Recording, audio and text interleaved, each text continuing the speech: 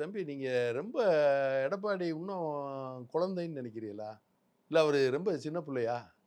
இந்த மிரட்டுறது, கிரட்டுறதுன்லாம் இப்படிலாம் பேசுறீங்களே, இது என்ன பக்குவங்கிறது எனக்கு தெரியல. ஏங்க அவரு என்ன சொல்றது அப்படின்னு சொன்னா, பல முறை எம்எல்ஏவா இருந்திருக்காரு, பல முறை எம்பியா இருந்திருக்காரு.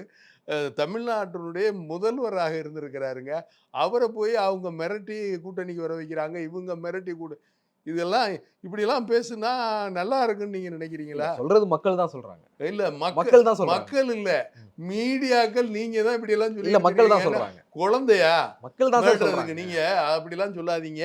இது எல்லாமே வந்து மீடியாவுல பேசுறதுக்கு நீங்க சொன்ன மாரி ஏதோ இந்த மீம்ஸ் போடுறாங்கல்ல, அந்த மாரி சொல்லிக்கிறதுக்கு வேணா இது நல்லா இருக்குமே தவிர, அந்த நம்ம அந்த காலத்துலலாம் நீங்க வந்து பார்த்தீங்க அப்படின்னா, கார்ட்டூன் போடுவாங்க.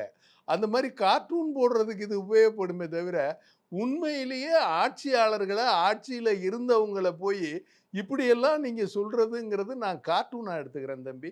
நகைச்சுவையாக எடுத்துக்கிறேன். யாரும் யாரையும் மிரட்டவெல்லாம் முடியாது தம்பி.